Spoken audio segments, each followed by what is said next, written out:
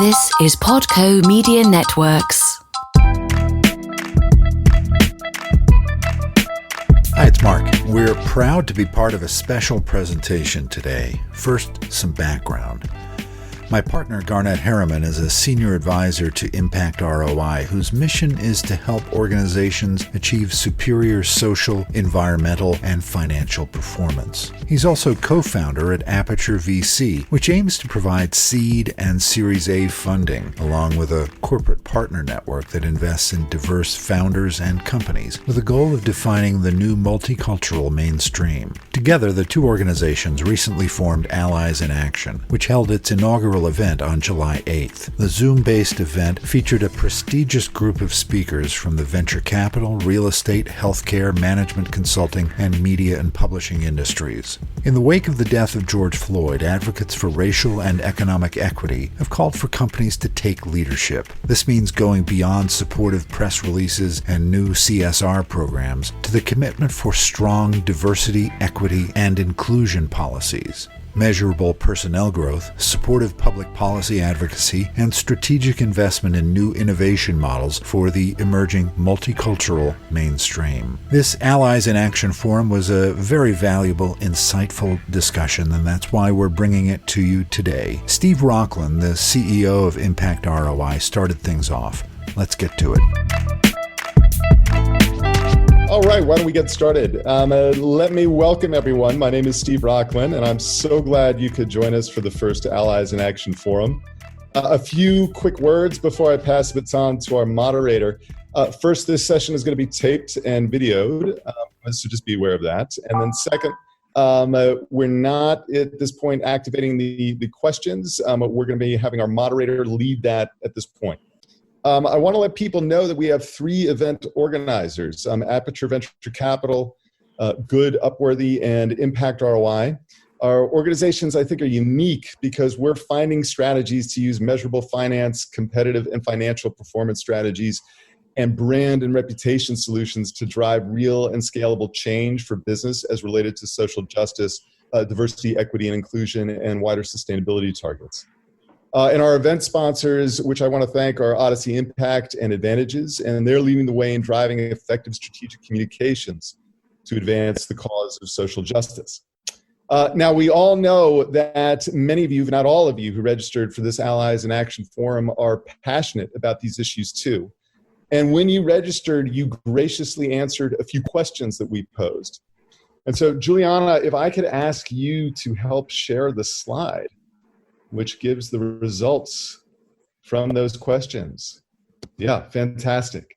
And I'm personally fascinated by these results. And I want to start by noting that philanthropy, in terms of addressing social justice movement issues, in terms of contributing to related causes, actually trails on the list. And I don't want to dismiss philanthropy. Certainly it has value, but this is the last item on the list as far as your expectations go, and I would argue that probably the expectations of most folks. Yet, this has been either the number one or number two go-to for most companies in their response to the social justice movement. So I think that there's a little bit of a disconnect there.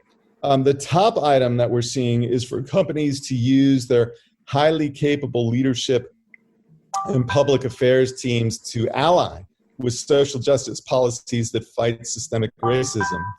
And nearly tied with that is to set bold targets for their workforce.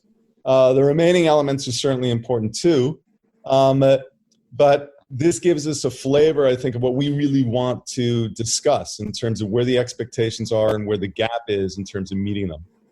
And helping us to sort through the response to these expectations is our fearless moderator, Brian Green. So Juliana, I think you can take the slide down at this point. And I'll just mention that Brian is first and foremost a good friend of mine, but in his day job, he is an incredibly accomplished resume. He currently serves as Director of Fair Housing Policy at the National Association of Realtors.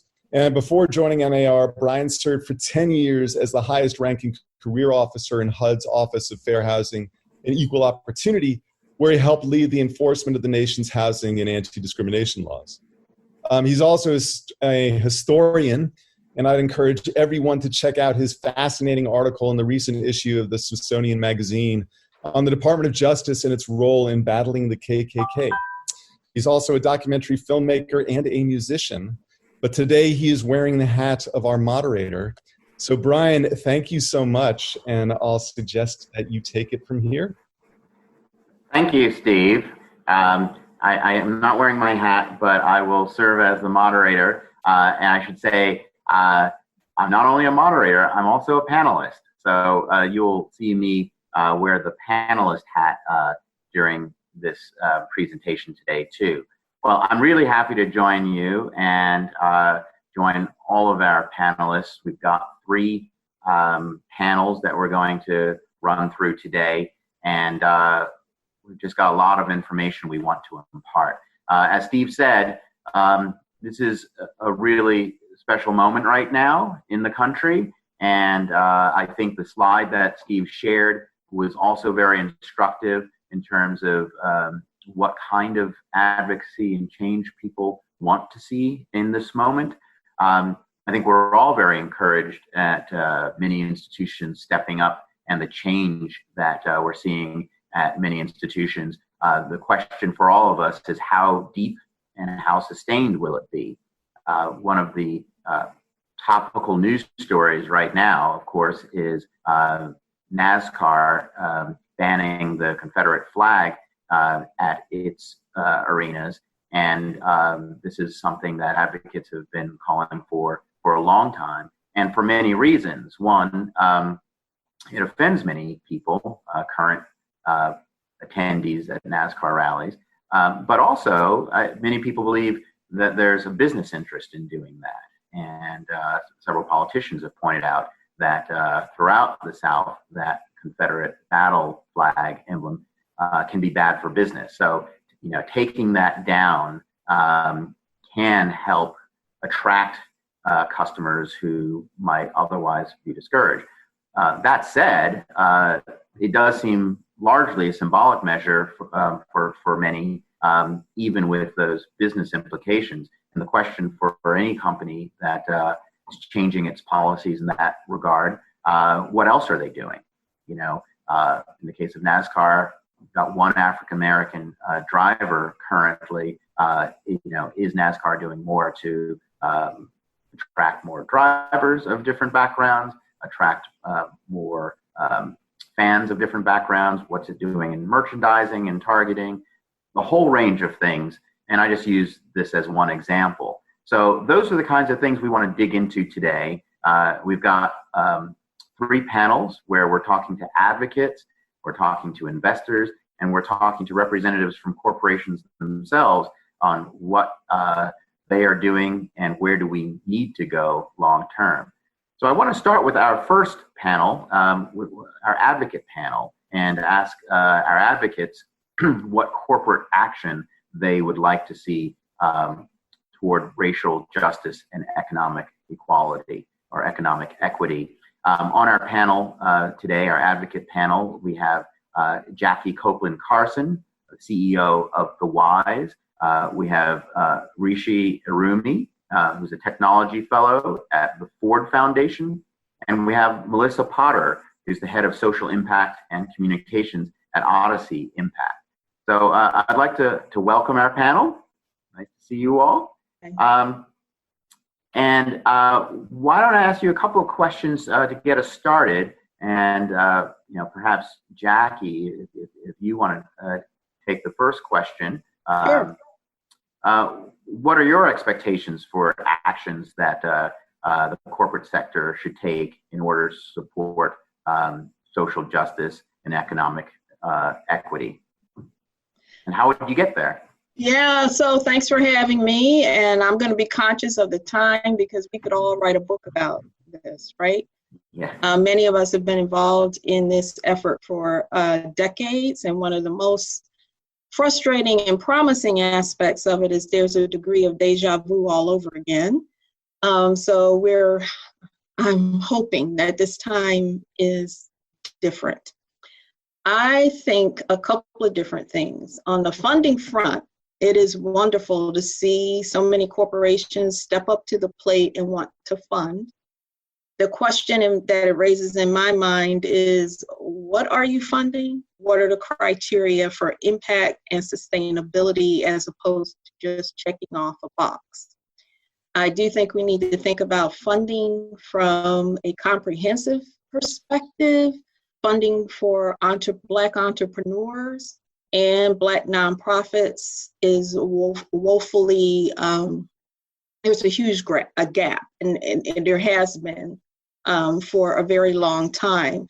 And so I'm hoping that companies don't kind of segment funding the Black organizations into only their philanthropy departments, but look at the 1% of venture funding that's going to Black organizations, even worse for Black women, 0.0006% to Black women, and actually have a social justice component to that giving, supporting social enterprises as businesses that also look at sustainability. I do think we need to certainly look at hiring, support of vendors, but we need to move beyond diversity to true equity, inclusion, and belonging.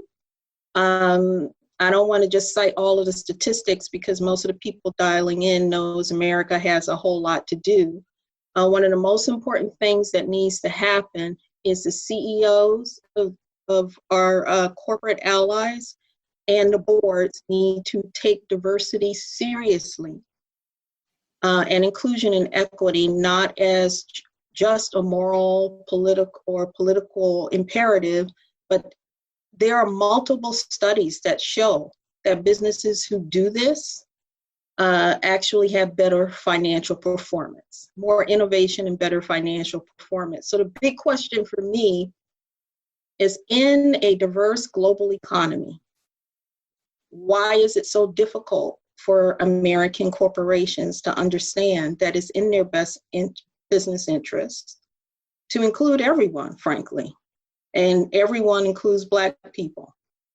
And so until the top echelons of the companies believe that and start expecting appropriate behavior from their direct reports, tying compensation to diversity, equity, inclusion, and belonging, I think that this will be maybe a 6 to 12 month outcry, and unfortunately, we may revert to business as usual. Well, that is the word from the wise, where Jackie is the CEO. Thank you very much, Jackie. Rishi, same question. What are your expectations for the actions the corporate sector can take, and how do we get there? Yeah, thank you for this. I'm really honored to be on this this panel, and I will just say that I echo a lot of what Jackie has just shared. I think the thing that kind of stands out to me is that we are in an unprecedented moment, dealing with the triple crisis around the pandemic and the economic recession, and this moment, of the national reckoning. And I think the key thing that we want to keep in mind is that the fabric of our country has been structured by sort of a racist past. So the question that we have is, how do we unpack that?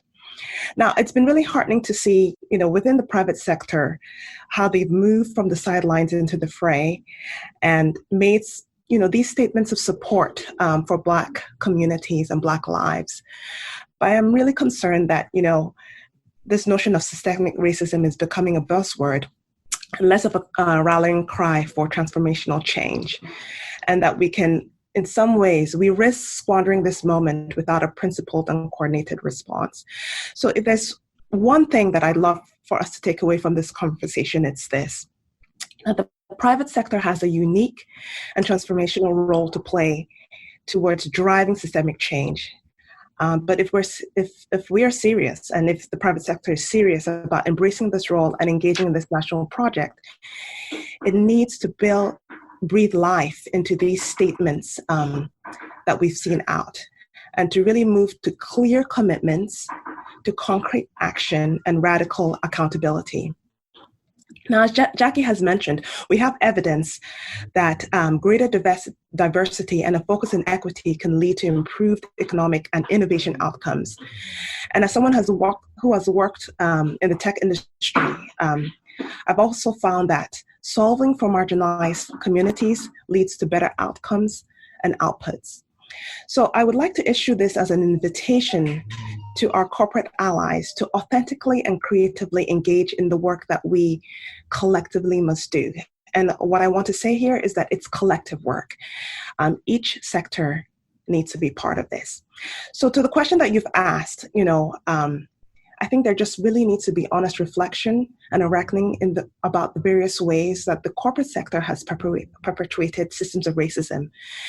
And the second thing is to identify how it might strategically shift the needle in areas where they have influence. And so it's a reckoning and then thinking about those areas of influence. Now, there are two ways to think about this. And so the way I've been thinking a lot about this work is externally and internally. On the external side, the low-hanging fruit has been sort of around building civic infrastructure. We know that when we think about the helix of innovation, you have the corporate sector, you have government, you have academia. Civil society is often sidelined. And so part of this work will involve, making contributions to organizations like Equal Justice and ACLU. And we're seeing that. And that has been sort of the key way that organizations, but that's not enough. So some other ways to be thinking about that is really thinking about as we're thinking around economic opportunity, access to capital has been one way that communities of color, and particularly Black communities, have been shut out. So there needs to be some thinking about, how and why access to capital has been a challenge. I would like to point to sort of PayPal's commitment to investing $500 million to Black-owned businesses. Netflix has also made a $100 million commitment to foster economic opportunity in Black communities. These, in some ways, are maybe considered small in relation to sort of their book, but this is a start. I think the third thing I will say is that companies need to examine the products and services that they put out and the ways in which they impact communities of color. In the technology space, we all want safe communities. But one example that has been a challenge has been that AI-powered facial recognition systems are increasingly being used by police for surveillance. And this has a disproportionate impact on communities. Organizations like the Algorithmic Justice League has spoken very clearly about how flawed a lot of these systems are, but to no effect. But it's only been in the last few weeks that companies like Amazon, IBM, and Microsoft have placed a moratorium on them. Some of them, in some cases, has been permanent. Some of it is temporary. But the key question is, why has it taken so long when organizations have put that out there? And then the fourth thing I say on the external thing would be to advocate for public policies that drive towards a more just, equitable, and resilient economy. One thing that we've seen is that the Business Roundtable recently, last year, put out this statement about moving from shareholder to stakeholder capitalism. Again, statements are great, but then the question is action. So these are four areas that I think we'd want to see on the external side. Mm-hmm. On the internal side, we would want to think through leadership. We have seen several appointments and job advertisements for diversity and equity and inclusion, DEI leads. And I think that's great, but it's insufficient if we do not think through how companies' internal priorities, norms, and cultures continue to perpetuate inequality for communities of color and Black communities in particular.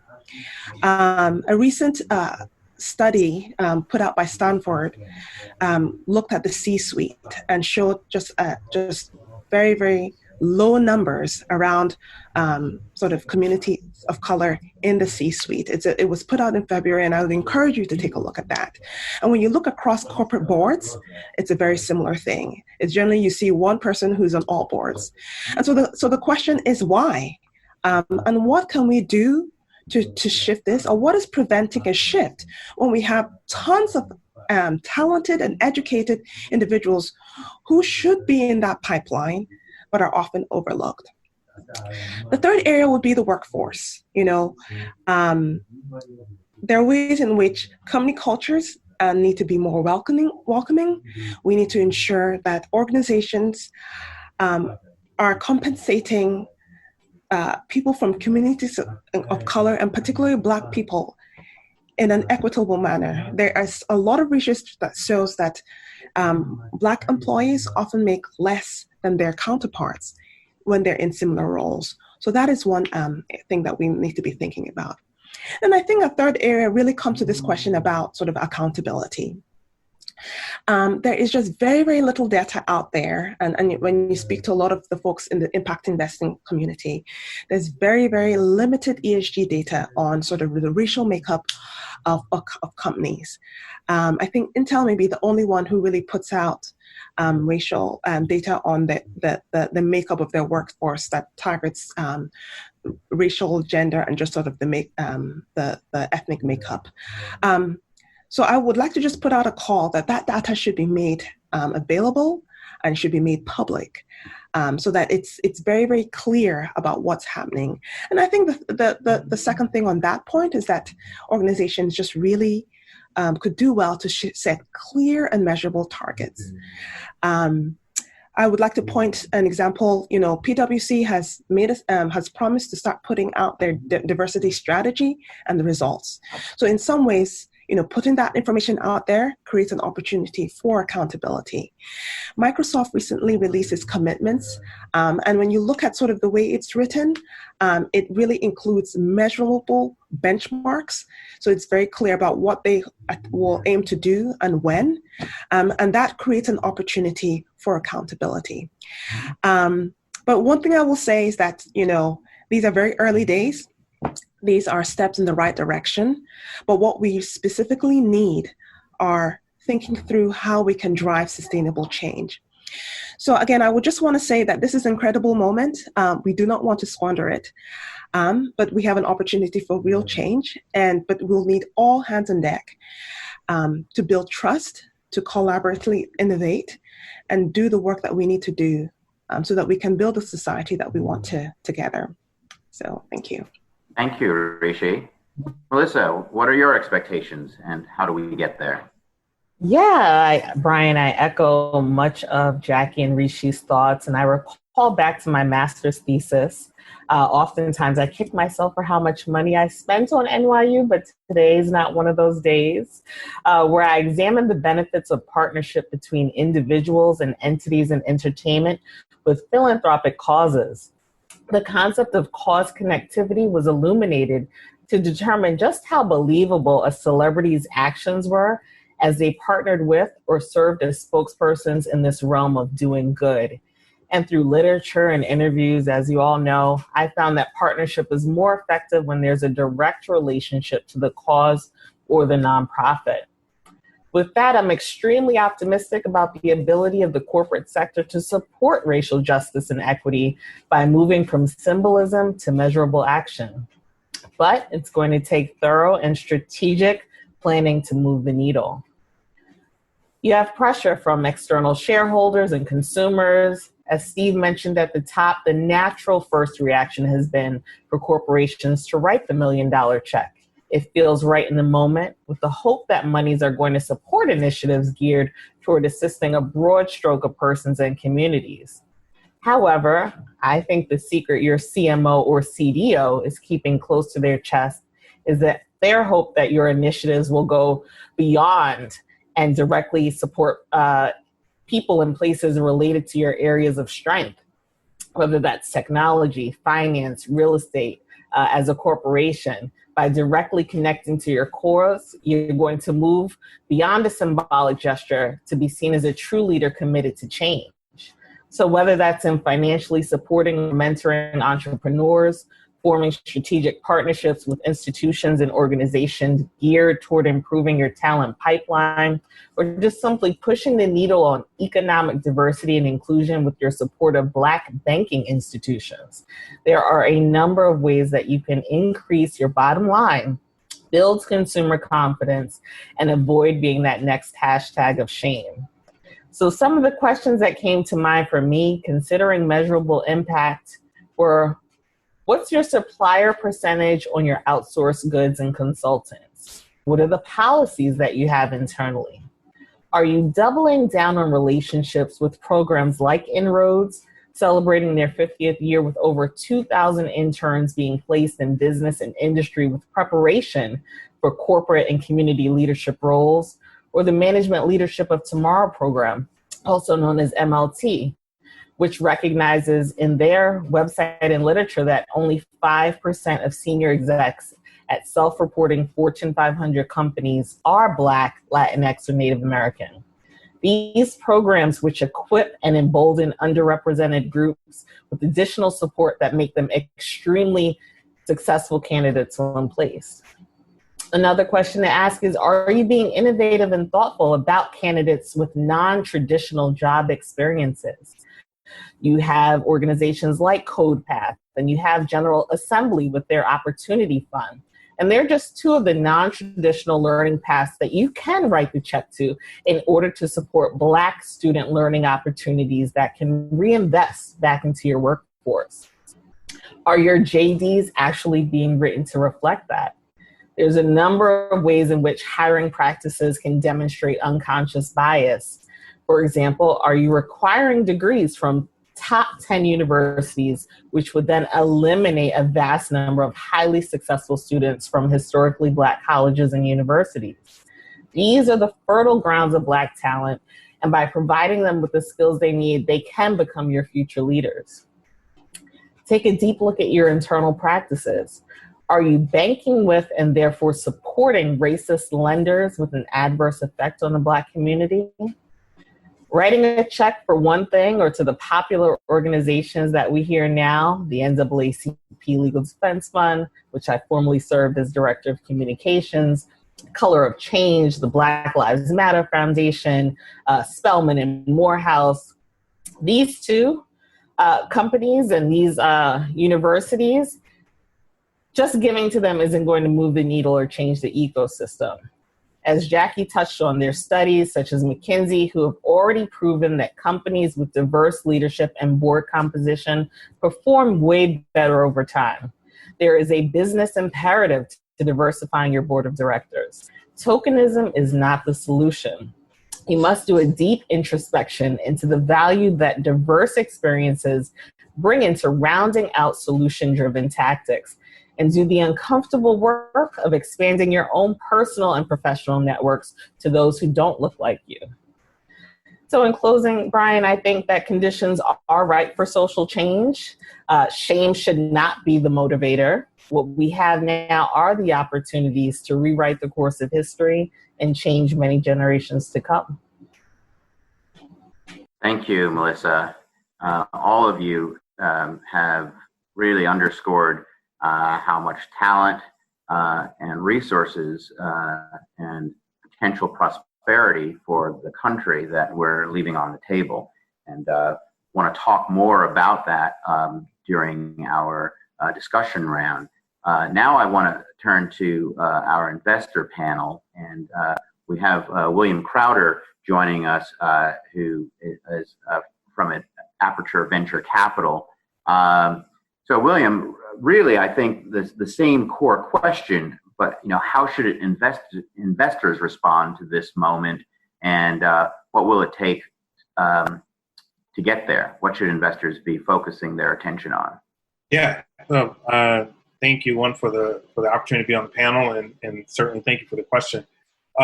It's hard to follow the folks that have already spoken because I think they touched on a lot of the themes that, and in many ways, they are pervasive across any and all of the initiatives that corporations are engaging in or considering. The same is true for investors, et cetera.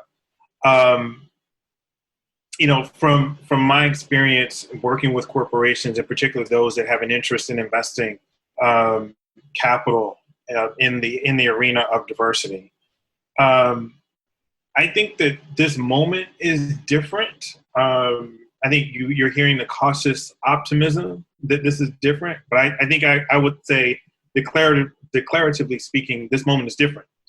The cautious optimism is around whether or not it's going to be different in a good way or not.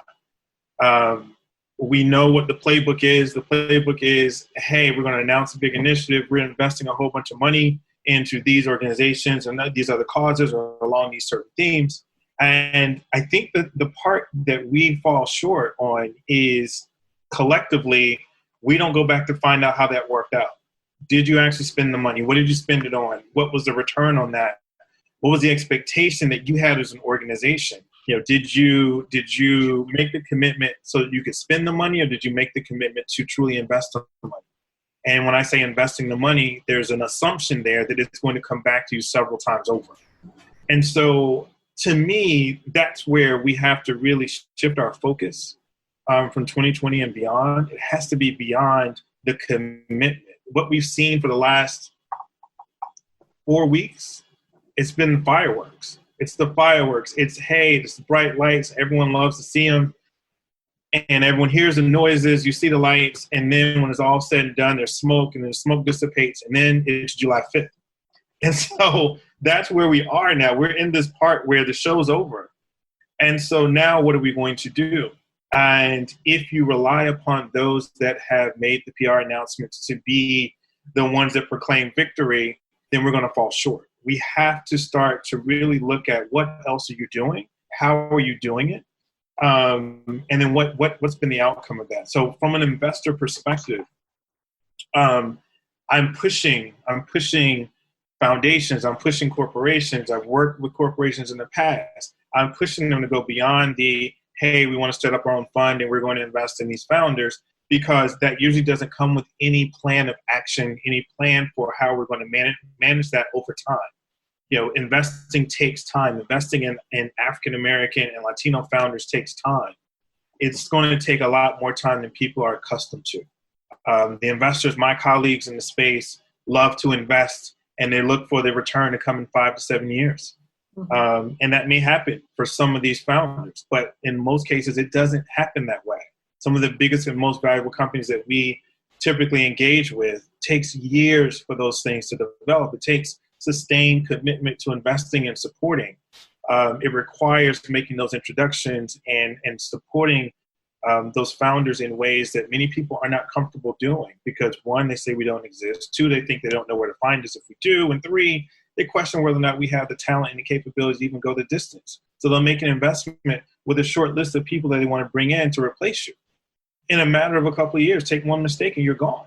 Meanwhile, we can watch people spend $400 million on a juicer that nobody needs. So the stakes are high, and it requires a different level of thinking. It requires a different level of thinking at the top of your organizations, and it requires a different level of thinking for the people that are not at the top of the organization but still hold a level of influence within the company and within these different foundations to continue to push leadership to say, okay, where are we with that? What have we done? What else do we want to do? What else can we do? And if you are an employee, to say, what can I do to help make sure this moment is fundamentally different?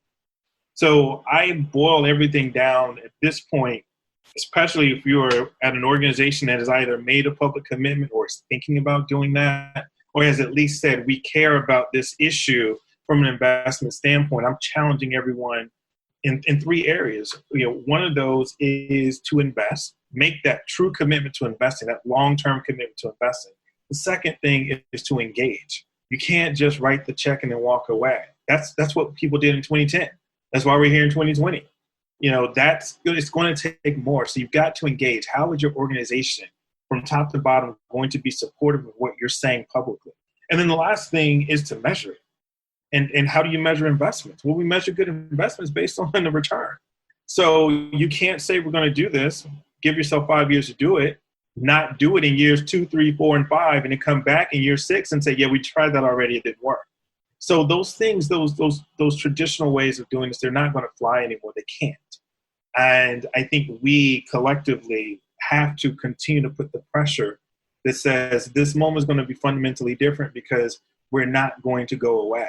We're going to continue to push and to nudge and to assist and do everything we got to do to make sure that we don't have these same stories written in 2030 that we're reading in 2020, which, by the way, are the same stories that we read in 2010. I think that's the only way that this thing is really going to move. And like someone said earlier, can you strategically, or we need to strategically shift the needle? I mean, that's what it's going to take. It's going to take a collective effort to do that. And you talked about these 3 steps, William. How do you create confidence in investors that if they invest and engage, that they will see this return ultimately on their investment? Yeah, it's so interesting because that's a question that, for me as an investor in particular, someone who was asked to do this probably, well, certainly on behalf of corporations well before anyone else was asked to do it, it was a question I always had to answer, which was, well, I'm going to give you this money, but I really, I'm questioning whether I want to ever get it back. And so what's so funny about that is that almost every corporation we can name, I mean, hell, we even mentioned NASCAR in this call, right? Every single one of these entities has made money off of us. They've made money off of us as consumers. They've made money off of us as business owners. They've banked our capital. They've done all kinds of things that would suggest that they know they can make money from us. And what we're asking at this point, and in many cases demanding, is this notion of we're not going to just be the consumer anymore and play that role. We're looking to be the partner with you.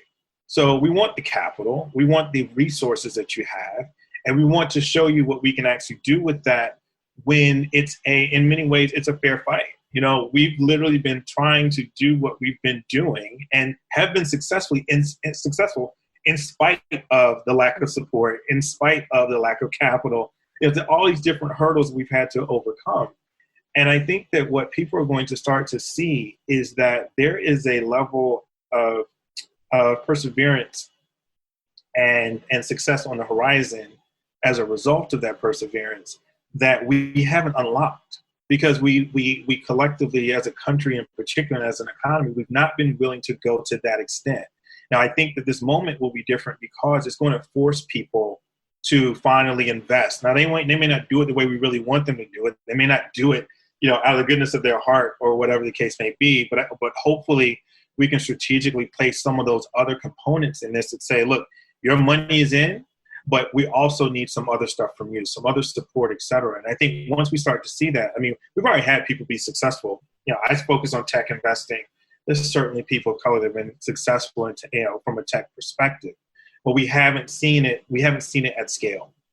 And I'm encouraged by the fact that there is a new wave of investors that look more like the people in this panel in particular that are saying that I want to do this, but I don't have to do it within your own structure. I don't have to come and work for you and then be drowned out by the noise of all the other stuff that you do. I'm going to step out and do this for myself. And I want you to recognize the power and the potential of that, and then be an investor, be a supporter, work with the companies that I find. And through that process, ideally what we're going to see is, I think I could be overly optimistic and say a change of heart, but I will say that at a minimum, we'll see a change of perspective, that people realize that, I call it the Jackie Robinson moment. It's like, Jesus, how did we not realize we should have been doing this a long time ago? And then all of a sudden, everyone wants to do it. And I think that's where we are headed. The question is, how long is it going to take to get there? And maybe we just got a boost from the fireworks, maybe that really got people moving in the right direction faster rather than slower. Great. Well, thank you, William. So now we move to the moment in our program where we hear from corporations in terms of what they can do and how they can meet these expectations. What are some examples of good practice, and what's the evidence that they can do well while doing good? And as I said at the outset, I'm not just a moderator, I'm also a panelist. And I am the Director of Fair Housing Policy at the National Association of Realtors, where we're not really a corporation per se, but we are the world's largest trade association, and with a great deal of influence with our 1.4 million members worldwide. So I want to talk a little bit about what NAR is doing in this space, and what we've taken on, really predating this larger national discussion that followed the killing of George Floyd, and where we need to go next. So as Steve said in the beginning, my background is overseeing HUD's Office of Fair Housing and Equal Opportunity. That's the arm of the federal government that enforces the laws against housing discrimination in the entire housing market, and lending, and homeowners insurance. All of that is the responsibility of HUD under the Fair Housing Act. I joined NAR in November, and almost as soon as I joined, there was the big expose out of New York Newsday, about ongoing housing discrimination out in Long Island.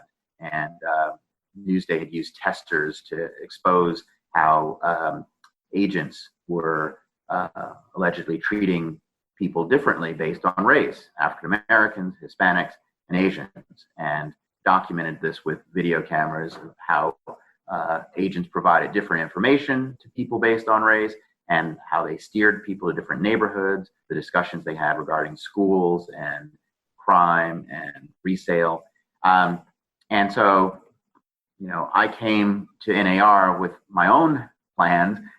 This certainly accelerated those plans. And the first thing I did really was stress that we need to do three things. We need accountability for real estate agents. We need culture change in the industry, to the extent this is still going on, address it in the culture. And of course, always training. But really, the priority, sort of training, many people said, oh, we need to do training to make sure this doesn't happen. Training, of course, we've been doing for decades. I mean, there's a law that's been around, the Fair Housing Act, since 1960s. So training, yes, we need to do that, but we need to do it better and differently. Perhaps the kind of training we're providing is not as effective as it should be. But I said that the problems are deeper. Clearly, there needs to be a discussion of culture and what is going on in the housing industry, that despite 50 plus years of fair housing law, this is still happening. And then finally, of course, accountability. There needs to be consequence if people violate the law. And it so happens that spelled out a nice acronym, ACT, ACT, Accountability, Culture Change, and Training, with the priority being accountability down through the training. And so for accountability, so this is, we launched this in January of this year. So we sort of had this wake-up call then. I mean, we knew there, these practices existed, but with the attention, we said, we need to demonstrate that this is a high priority. And so we've invested significant resources in each of these things. And so with accountability, we said we need to make sure state licensing laws truly provide some consequence when people engage in discrimination. That, of course, is predicated some on whether or not people report it or whether people are even aware of it, because the testing suggested people don't know that it's happening. It's only when there are cameras and you can see how other people are treated that it may be exposed. But that being what it is, there needs to be serious consequences. So we looked at licensing laws, and we're working on doing that with various states. We're also recognizing that we need to do more in terms of self-testing, that we need companies to look at what their agents are doing. So we're supporting an effort there so that companies can take self-corrective action. And then, of course, enforcing our own code of ethics around this. But on culture, just recognizing that a lot of these examples involve agents talking about schools, and that there's an issue with schools and real estate that we need to look at, and how school quality can impact what agents do, which they shouldn't do, but that we do need to look at what the larger society is doing to strengthen schools in all areas. We need to celebrate the agents who are doing the right thing. Many agents, of course, are following the law and are doing well by, complying with the law. We need to hold up those examples to their peers. They're making money in the same markets by following the law. And then we also recognize that there's an opportunity to do innovative training, that rather than just having instructor-led training, we need, training where, instructors tell people the law. We need to look at implicit bias as well. Insofar as some agents are intending to follow the law, there is bias in our culture, and we need to help people recognize that bias. Just very recently, we had a professor talking with some of our members about lending discrimination and how the lending discrimination has downstream effects on real estate agents. So if African Americans are going to lenders and are being turned down for loans at higher rates, even when they're credit worthy, agents are aware of that day in, day out, that they're seeing more African American consumers turned down for loans. So they may spend less time with them or impose more onerous requirements because they expect there's going to be a problem with the transaction. So if that is implicitly biasing their transactions, we need to surface that and deal with that. So those are all things that we're doing, examples of things that we're doing in stamping out discrimination in the transaction. But we also recognize that there are structural issues in real estate. I mean, I've committed my life to this work because real estate is how people acquire wealth. And we know for generations, minorities have been denied that intergenerational wealth through redlining and denial of homes. So we need to recognize the structural issues and what we need to restore. So we're looking at other more structural policy that we need to engage in. I am the staff executive for a policy committee. So key issue now is, in addition to act, what will be our second act when it comes to policy.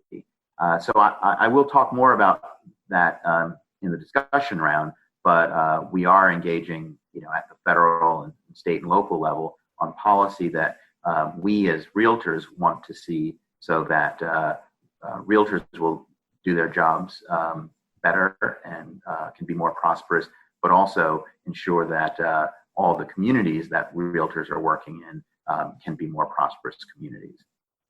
So so that's what we're doing in AR. I want to suggest we now hear from Rhonda regarding the same questions and what you are doing to make an impact.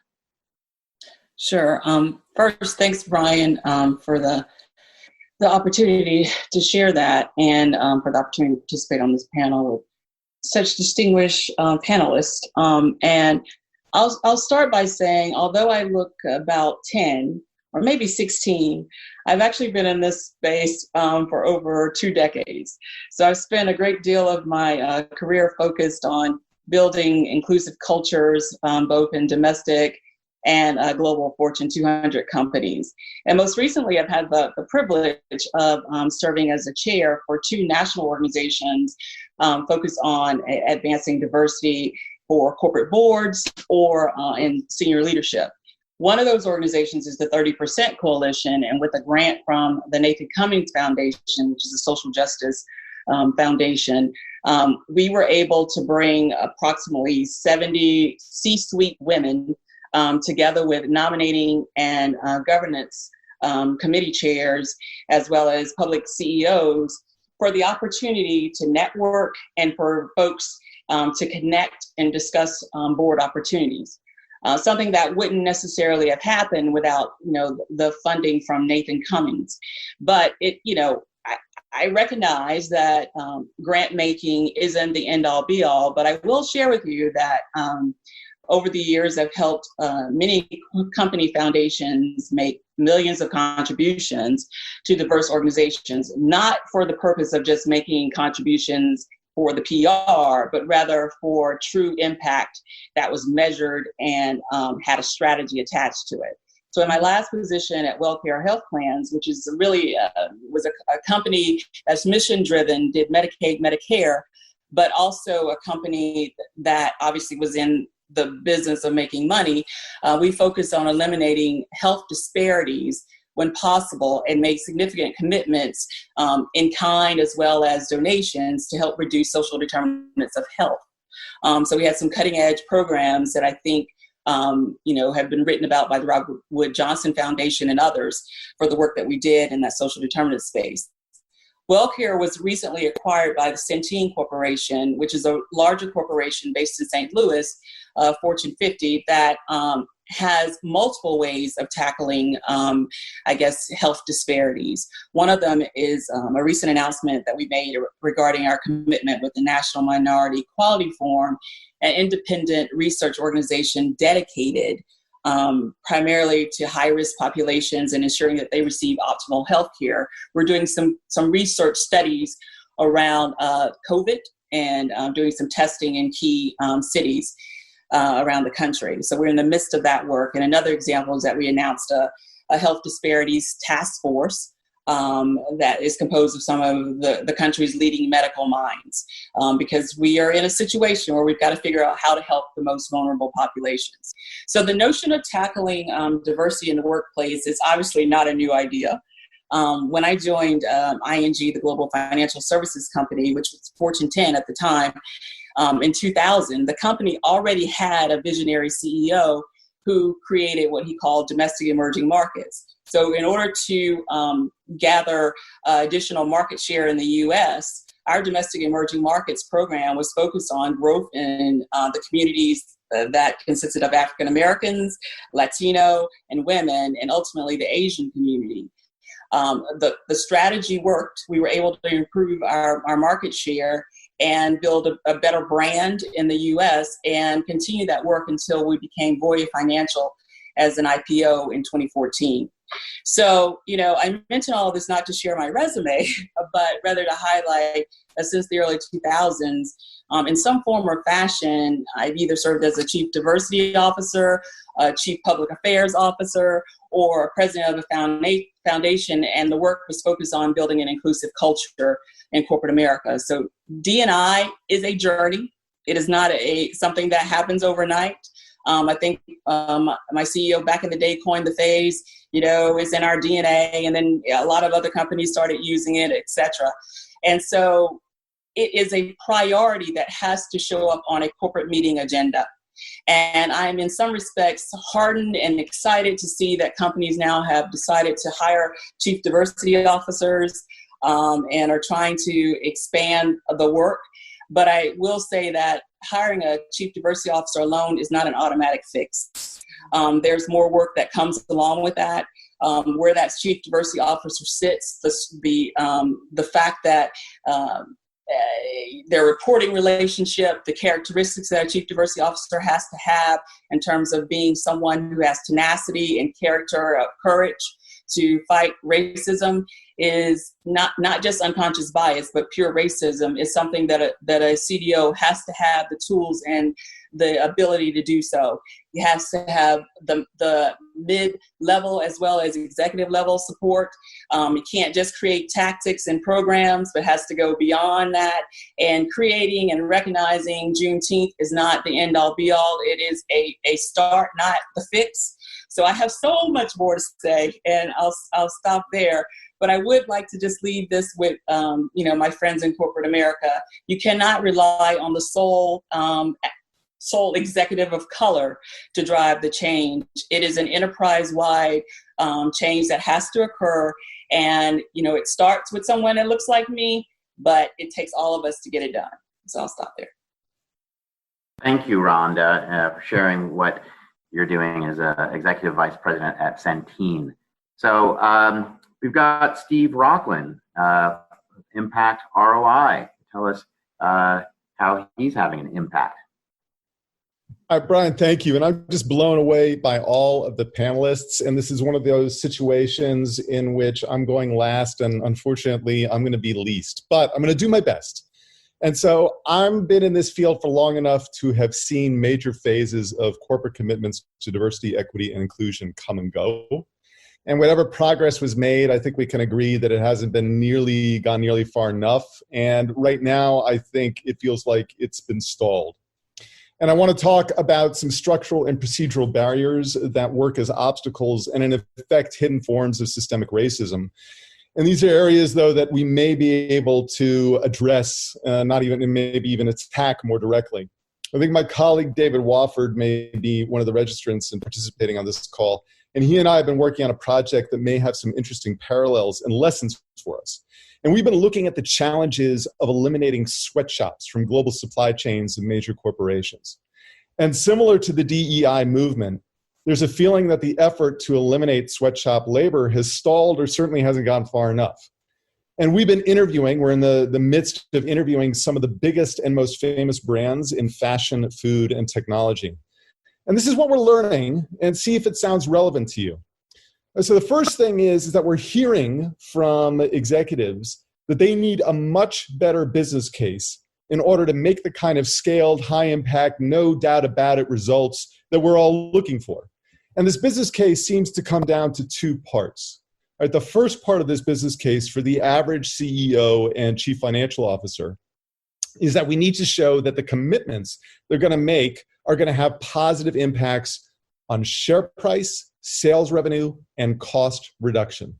Now, a few care about growth and brand too, but if we're not supporting the most important business KPIs, then we're not going to get the kind of scaled commitment to, in this case, sweatshops, but I would argue for DEI, that we're looking for. Second part of the business case comes from staff functions like the purchasing department and human resources. And we have to be honest that they actually just don't have a lot of power in the organization.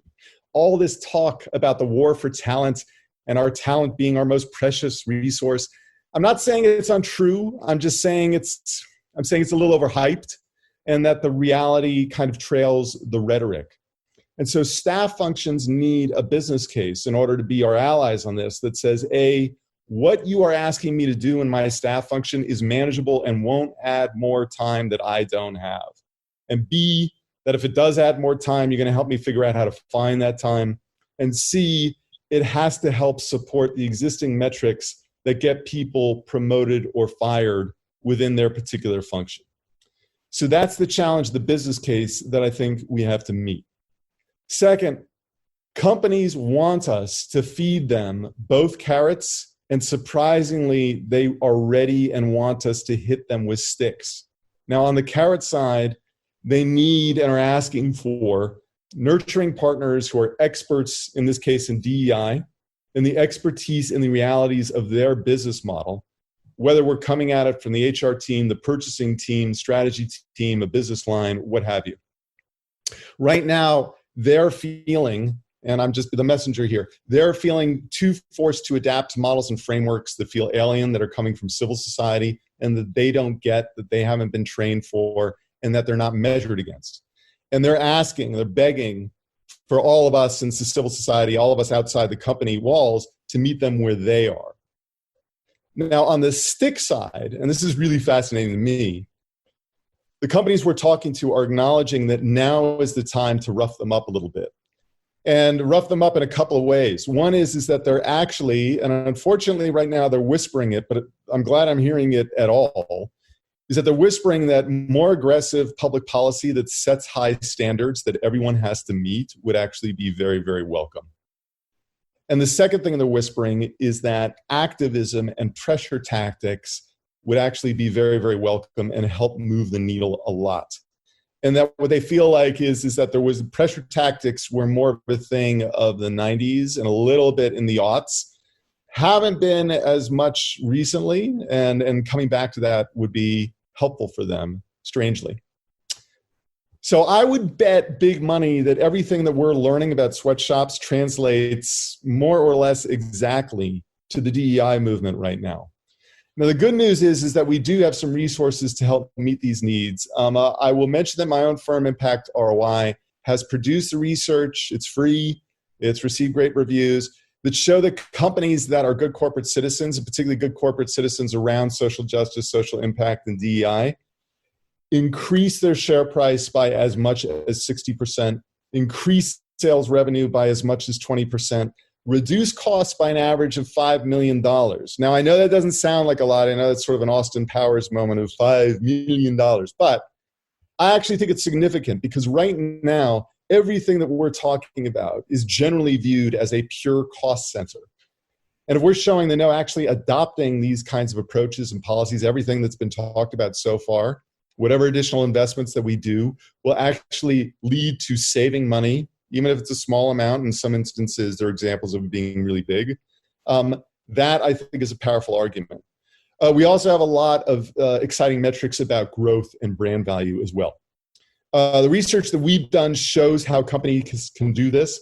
I'll try and get to more of that in the Q&A, but I'll say that two essential drivers are to deliver real social impact along the elements of social justice and to advance DEI. Now, finally, it's been mentioned a number of times, the Business Roundtable says that we have to enter into this era of stakeholder capitalism. And I think that's a smart move because they're going to be forced into it, whether they want to be or not. And I think that what we collectively need to start thinking about, this gets into sort of the carrot and stick conversation, is that the more we pursue strategies to connect the way individuals and institutions think about their equity investing, their consumerism, and their own individual job search with the activism and social justice movement messages and tactics, the more we can blend those together, the faster that's going to influence companies and the faster change is going to happen. So I really appreciate the opportunity to speak my truth on this and the truth according to Impact ROI. And Brian, I will pass it back to you. Thanks, Dave. I think what's most fascinating in that too is what you said about companies willing to have the stick brandish, and I think that maybe speaks to, how folks are inclined to do things if they know that their neighbors are going to do it, and that's going to be the environment that they're going to work in. And so, to the extent that we can make this movement broad, as impactful as we're talking, we can make progress.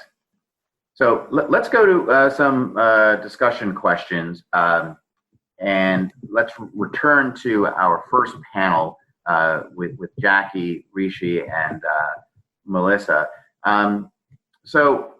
Recently, Darren Walker of the Ford Foundation said in the New York Times that corporate America has failed Black America. I'm curious what your thoughts are on that. Do you agree with that? If we look at each and every one of the aggregate indicators, representation, equity, inclusion, belonging, funding, the answer, unfortunately, is a resounding yes. Corporate America has failed Black America.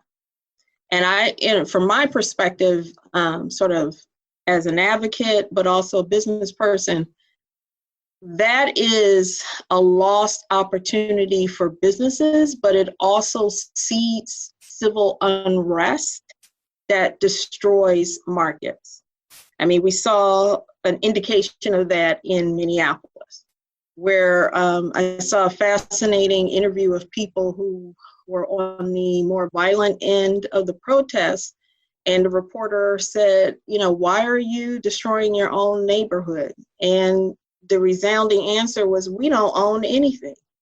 We know that not only are our lives endangered just for living while Black, we know we can't get loans. We know we can't live in certain areas, that our kids can't get good educations in the neighborhoods where they live. People had a very cogent and kind of unassailable social critique of the system. So a challenge is because of this failure of corporate America, many Black people do not feel they have any opportunity to own the means of production. And that is dangerous for our democracy. Obviously, we are, Black communities are experiencing carnage right now. One statistic is that 46% of small businesses, Black businesses, have closed as a result of the recession. And I sometimes feel that as leaders, we don't fully recognize the rapid fire destruction of this pandemic economy on top of continuing legacies of structural racism and exclusion. So it's not just in best business interests, it really is fundamental to the functioning of our democracy that Black people and all people have access to the new global means of production, including technology, but also jobs that pay livable wages, that allow people to eat, have medical care and housing, and access to transportation and education, and equal opportunity for business investment. And we cannot do it with government alone or philanthropy alone. Corporate America has to understand that racism destroys their markets. I echo your sentiments, Jackie, and I would say with that, the Black consumer feels so invested in so many companies, and it's a sense of disrespect when you look at their internal workings and you see so much of their public-facing words, their posts, their Black Lives Matter statements not being reflective of the reality, whether that's financially or through staff and any other statements that they may have previously and historically made. I don't think it's too late. I've always been one to ask the teacher for extra credit, and I think now is the opportunity to seek that extra credit by tapping into communities and really putting your ear on the ground, and that starts with CEOs. It's not the chief diversity officer. It's not the one Black face, as Rhonda shared. It really is from the top down that they're going to get the investment and buy-in of internal stakeholders who are going to recognize my job may be on the line if I don't make this a priority. And so with that threat there, and with the emphasis placed on seeking extra credit from the communities that have invested in them and created decades of dividends, I think that we have an opportunity to see some change, but it's going to take time, and it's going to take a lot of commitments to conversation. Conversations can then turn to actions. So look internally, look at your affinity groups as a great resource, and truly believe what you're being told. I think that failure is not an option anymore right now. Coming from the world of communications and public relations, you can go from being a $1 billion brand to, someone with not much worth at all if you get something so simple very wrong these days. So that's what I would just encourage, to look internally and to start from the top down. And Rishi, what would be effective in getting these companies to reflect on the impact that they're having in perpetuating systemic racism or failing to recognize what truly is the systemic racism in the society? So I think, thank you for that question. I think, as I said earlier, there are ways in which a lot of what we see is historical. So I think it's really trying to understand the ways in which these histories are perpetuated down the line. I think that we don't do enough to interrogate the why behind the status quo. So I think that's one place to start. I think the other place would be really to think through what are the incentives that drive a company. And, Steve, you brought up some of the key things, around, at the end of the day, there has generally been a focus on the bottom line.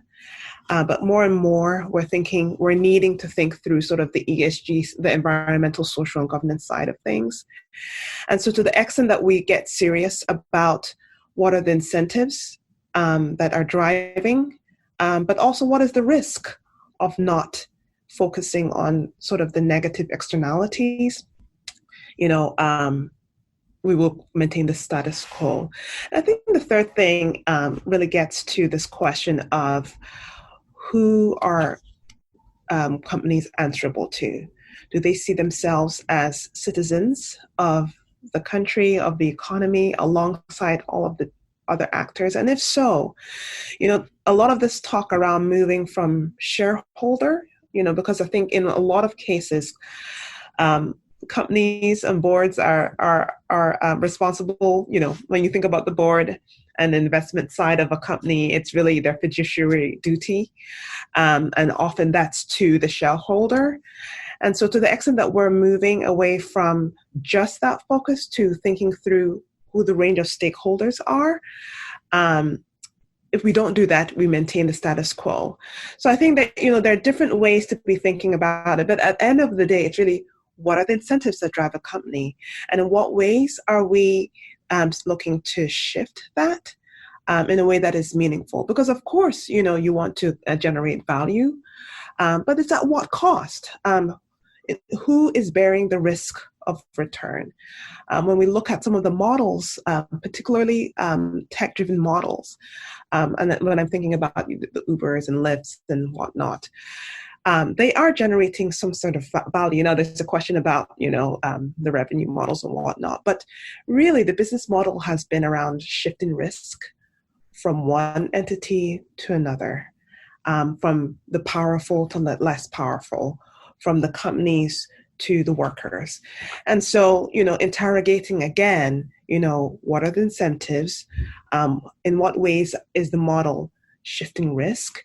And in some ways, thinking through how the share of that value that is generated is, in what ways is it shared more broadly?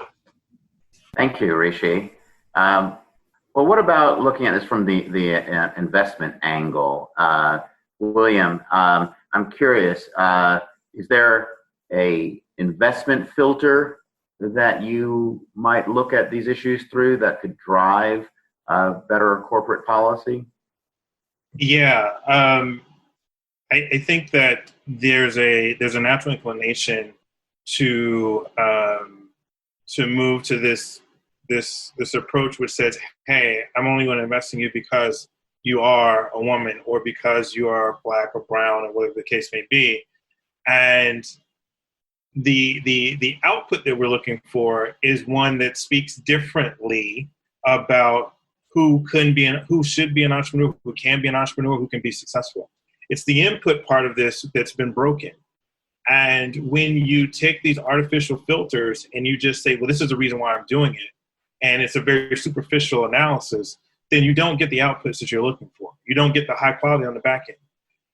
What we're hoping to see, and what I'm hoping to see, is that investors will finally realize that they are biased and they need to own that. You can't have a situation where you're annually raising hundreds of billions of dollars. I think 2019, $130 billion of venture capital was raised. And roughly speaking, over the last 10 years or so, 2% of that, you can count on 2% of that going to an African-American founder. So you're talking about $2.6 billion in total when everyone else has got over 120 to play with, literally, sometimes figuratively, to play with. And so it requires a different perspective. And I think that perspective is this, which is, I need to look at the world through the lens of the world, which means that there are problems, there are challenges, there are difficulties that people are trying to account for and to solve for in many times and in many ways, in instances using technology to do so. And the markets that they touch, someone mentioned the phrase earlier, the domestic emerging market. These segments that they're touching, they look like these people that haven't been able to raise the capital ever since the industry was created. And so, but what we also know is that there is a fundamental change happening, demographically speaking, in the country. Multicultural mainstream, it's happening. And so this notion that you don't have to pay attention to where this person came from, who they are, what experiences have they had, et cetera, that's not a sustainable strategy. So all of these folks that have made tremendous amounts of money over the decades are going to eventually come to a realization that I can't continue to invest in that way. I have to now build a system that allows me to tap into the insights of different people. I have to understand what they're dealing with, what they're seeing, where they think the world is going. You know, we've seen these big companies scale, you know, and Uber is a perfect example, since that was mentioned earlier, and we can pick on them, we can pick on Lyft, we can pick on a lot of others. But those companies have all been successful in the way that we determine success right now. None of them are as successful as they are without leaning on, in many ways, sometimes even exploiting, the existence of multicultural individuals as consumers, as producers, as employees, as essential workers now, which is a new term. Like, all these things mean that we matter. And it's time for corporations, investors, it's time for everyone to recognize that on a level that's higher than simply just saying, hey, because you're Black, I'm going to invest in you. It takes more than that. William, thank you for that. I'll tell you what, I'm going to make life easier on Brian so he doesn't have to talk to himself as moderator and panelist. And so I'll take over the questions for the corporate panel. But Ron, I'm going to start with you. And one of the things that we hear either very aloud or sometimes whispered, this refrain from the C-suite that, quote, we just don't have the pipeline of diverse candidates. How do you respond to that? Well, they just haven't met those candidates. And so I typically would say to the CEOs that you really, and someone mentioned this earlier, you have to expand your network. When you are trying to hire a C-suite executive, if you haven't successfully planned and had a succession planning where the diversity is in the pipeline, then, you know, use whatever network of folks that you have within your organization to introduce you to a diverse candidate. Make sure that you are employing more than the Rooney Rule just for the sake of having the Rooney Rule, but making sure that executive search firms are bringing you qualified diverse candidates. Because, you know, we mentioned this earlier too, tokenism is not something that anyone benefits from, right? So at the end of the day, you want to have folks in positions who are qualified, and we exist. We definitely exist. I have friends that look like me, who perform like me in corporate America every day. So it's not like we're some hidden gem. It's just that you may not have expanded your network wide enough to identify us. And there are ways to do that. You can partner with a ton of organizations to introduce you to diverse candidates. The Latino Corporate Directors Association is another organization. You know, obviously I mentioned 30% Coalition earlier, but the Executive Leadership Council, another organization that I chaired a few years ago, also has a tremendous pipeline of diverse talent and is always looking for opportunities to post jobs or corporate board opportunities that their membership could tap into. So it's just expanding your network.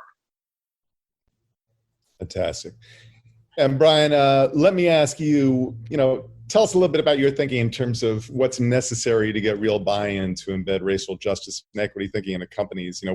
What would you say are the top 1 to 3 most important things? I think data helps to be able to show folks what they're leaving on the table by not, one, diversifying internally, and by not meeting the external market. My background, of course, is housing, and no doubt, addressing segregation in our society and ongoing discrimination in the housing market really is reducing, or the failure to address it is reducing the gross domestic product of the United States. And we have all number of communities where our education could be stronger if we were investing in those communities. I believe it was Caroline Kennedy who I heard recently describe how American education would be top in the world, but for carving out segregated African American and Hispanic communities where we haven't made the investments in schools. And a lot of that goes hand in hand with racial segregation. So just thinking just broadly in terms of the potential prosperity of America if we roll up our sleeves and deal with those problems, and not mention all the downstream benefits in professional world if we can do more to improve education. But coming back to real estate, we also need, in our governance, in our membership, more diverse representation who recognize these issues, who recognize that our segregation in the country is not de facto, but actually the result of official policies and longstanding practices. So I think people are beginning to see more of this. Just in terms of what information people are sharing, online or talking about in the public square. I think people are reflecting just on how much wealth in this country was stolen, and how much wealth potential there is to create if we can get over some of these obstacles. And right now, I think sharing the data, sharing the potential, highlighting the practices, highlighting places where things are better, may make a persuasive case. Thanks, Brian. I really appreciate it. And I will now pass the baton back to you. Oh, great. Okay. So just to follow up, I suppose we are at the close of our program, and I heard just so many wonderful things from all of you. This has really been uplifting for me, just to hear what you're each doing in your respective worlds. I think we have said almost everything we need to say, but I want to give everyone an opportunity to offer a closing statement that may just crystallize and drive home the points you've made today. So why don't I start with Jackie, if you want to take a minute and just recap your most important points. I think, kind of echoing what others have said, we have this perhaps somewhat unique historical moment that will be short-lived to amplify what works and fund it for sustainability, to promote equity, and whether it's in funding and hiring and pay and housing, all of the different fields that we've talked about. I think there's been a lot of research around what works. We need to uplift it and move it forward while we have this opportunity. One way I'd like to invite everyone to participate in an event that I'm a part of called Black Giving and Beyond, which is on August 1st to celebrate Black Philanthropy Month, and an opportunity to see if we can come together to create really a game plan, a set of new Black funding principles for philanthropy and investment, to create a kind of Marshall Plan to accelerate and scale the kind of rebuilding that needs to happen post-COVID for Black communities. So thank you for having me as part of the conversation, and I put information about that event in the chat. Thank you. Melissa, some final words? Yeah, in closing, I think there's just 3 issues that leaders need to address in order to find success. Those for me are consumer activism, leadership accountability, and digital transparency. So within an organization that doesn't have its own moral accountability, it is the business case for diversity that's going to get your attention. Looking at the Washington-based NFL team, whose name I won't mention here, they've long been criticized, but it was only once FedEx and Nike made remarks that their owner reconsidered the rebranding and naming of that team. Beyond the business case, you have a moral and social responsibility that create that trifecta of company success in this realm. Leaders need to make bold moves with resources. It's going to take a new outlook on staff training to say, hey, this is our direction and this is what we value, so that it seems more than rapid response or crisis communications or even an extra workload on your staffers. From the inside out, staff members need to be concerned about being an outlier. What we want are performative measures that have positive social pressures attached to them. Lastly, I think CEOs need to be authentic. It's okay to take a minute and collect your thoughts, gather your strategy, and be transparent while you're doing so. You can let your stakeholders know, hey, I'm on a listening tour. I'm reading the books. I'm watching the movies. I'm speaking with leadership of diverse organizations to develop strategies on how we move forward with true effective change. So, thank you. Thank you. Some final Rishi, some final thoughts. Yeah, I think I'll just go back to what I said earlier, that I think, moving from these statements to clear commitments, I think that it's, really putting it out there, saying what you're going to do. The second piece will be really thinking through action, so both externally and internally, and it can't be either or both. Either or, it should be both. And the third thing will really be around accountability, really setting measurable targets. And I believe, as William mentioned, thinking a lot about how we measure those targets. They say unless you measure, what is measured gets done. And so we want to be in that space where we're measuring these things, such that, 12 months down the line, we've not shifted to the status quo or business as usual. Thank you. Great. William, some final thoughts? Yeah, absolutely. Thanks. I'm had a technical difficulty, but I'm back. So, I would just, I'd say that my perspective on the opportunity of this moment is that I'm hopeful that we realize that diversity investing and this progress that everyone is craving for, that we realize it's a team sport. This is not something that's going to be sponsored by one particular company with their logo on it. It's going to take everyone being involved, all corporations, all mission-aligned organizations, foundations, et cetera. Everyone can play a role here. And even beyond that, I think that within those entities, within those organizations, every single individual within those organizations can play a role as well. I mentioned holding folks accountable in this moment, and I can't stress that enough.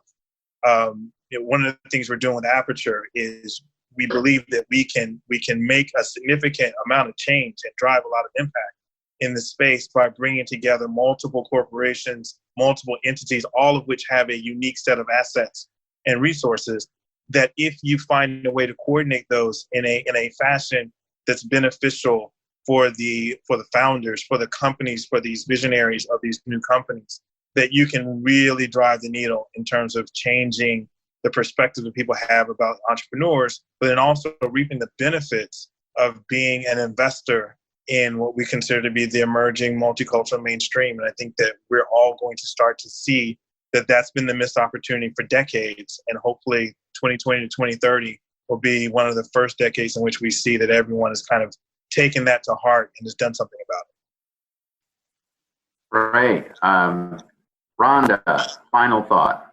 Sure, quickly. I mentioned what wasn't an automatic fix, but what I think is a fix is for there to be true understanding of diversity in your workforce and making sure that they feel valued, and by learning how to leverage them appropriately and utilizing them for a safe zone. As Melissa alluded to, if you don't understand and don't know, how can you if you don't ask? So get to your safe zone and ask appropriate questions.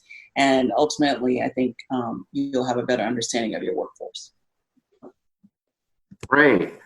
Well, let me offer a thought before turning things over to Steve to close. I mean, again, I just want to thank you all and thank Impact ROI for asking me to join you all as a moderator. I just really want to stress how in the work that I do in housing, we really see housing as the great foundation for social equality. Having a house and having equity in housing creates wealth for individuals, creates wealth for families, intergenerational wealth, the opportunity to send children to school, to make a wide array of social contacts. And many of the issues that we're trying to address, the broad social inequality issues we're trying to address, have their roots in either poor housing policy or poor housing practices. So we're committed to that and doing more, and not just stamping out discrimination in housing practices, but effective advocacy. And I want to say that while this, many debate whether this is a moment or a movement, the difference between those two words are the letters V and E.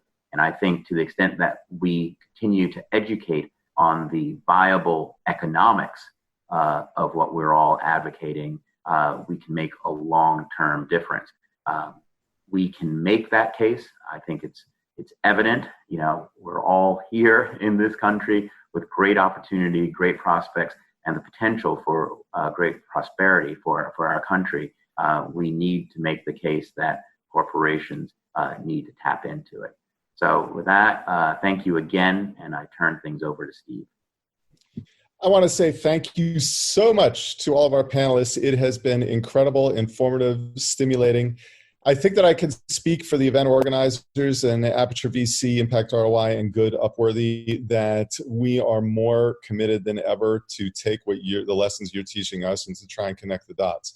Because what we have to do is pursue more of an intentional strategy that connects business cases with advocacy and everything in between. And I think that we need to sort of coordinate much better. And that's why we're committed to keeping this dialogue going and moving it to action. So we will be back with you in the Allies in Action process to see what comes next and further conversation and further projects. And I'd also just like to thank our event sponsors, Advantages and Odyssey Impact as well. We will do our best to try and figure out the recording and video of Zoom and try and make this available wide and far. So thank you so much again to everyone, and please, everyone, be safe, be well, be healthy.